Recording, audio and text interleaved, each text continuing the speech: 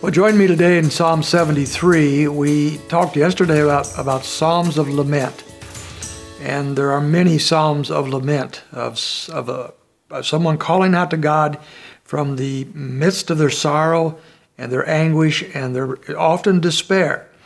And so they honestly call out to God to answer them and deliver them from these times. Perhaps the greatest of all the Psalms of Lament is Psalm 73. It's a long psalm. We're going to do it in two parts. But the first part, we see his sorrow and what his anguish is all about. In Psalm 73, it says this, verse 1, "Truly God is good to Israel, to those who are pure in heart." So he knows that God is good to his people. "But as for me," he says, "my feet have almost stumbled. My steps had nearly slipped." Why? Why was he about to stumble and fall? "For I was envious of the arrogant when I saw the prosperity of the wicked." Now here's a common problem. When we're trying to live right before God, and he's going to get into that a little further, we're trying to be right, we're trying to do right, and things are not going particularly well for us. And then we look around us and we see people that are living ungodly lives. They might be overtly wicked, or they just might be just godless or just indifferent to the things of God. But nevertheless, their lives are going great. Things are wonderful for them. And the child of God who's living for the Lord begins to wonder, what's the use? Why should I continue doing what I'm doing for the Lord and yet at the same time have all these problems? That is a common issue. People from all ages have dealt with this, and this psalm points it out very clearly. So that's his problem. Now he goes on to describe the kind of people that are causing him anxiety. He's anxious over the fact that these kinds of people are doing well while he is not. Let's read some of this. Verse 4, "For they have no pangs until death, and their bodies are fat and sleek." Life is going great for them. "They're not in trouble as others are. They are not stricken like the rest of mankind." They're just having wealth. They're having prosperity. They're having all the good parts of life that the psalmist here apparently wanted for himself. "Therefore, pride is their necklace. Violence covers them as a garment." Because they are getting away with stuff, they're proud about it. Verse 7, "Their eyes swell out through fatness, and their hearts overflow with follies. They scoff and they speak with malice. Lawfully they threaten oppression."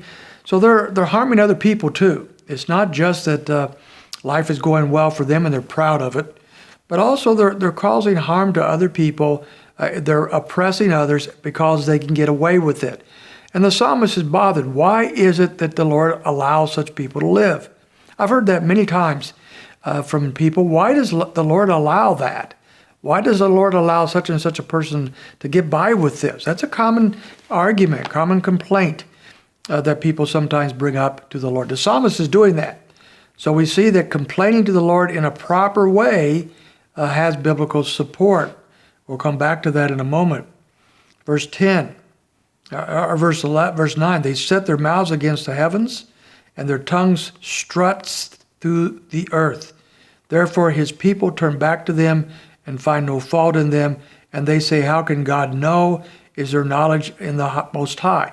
Not only are they getting away with what they're doing, but they don't think God knows. And if God does know what they're doing, he either can't do anything about it or he won't do anything about it. So they're just continuing on in their sinful lifestyle. Verse 12, "Behold, these are the wicked, always at ease. They increase in riches. All in vain I have kept my heart clean." So look, I don't have these things that the wicked have.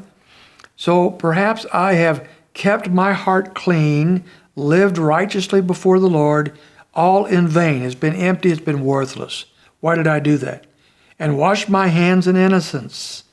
For all the day long I have been stricken and rebuked every morning. If I had said I will speak thus, I would have betrayed the generation of your children. But when I thought how to understand this, it seemed to me a wearisome task." So he is looking at himself. He's feeling pretty sorry for himself here. I've lived right. I've done right. I've kept my heart clean. I've kept my life pure. And I'm having a lot of problems here. I look around me, I see all sorts of people that don't live the way I live. They don't care about God, and they're getting away with anything they want to get away with.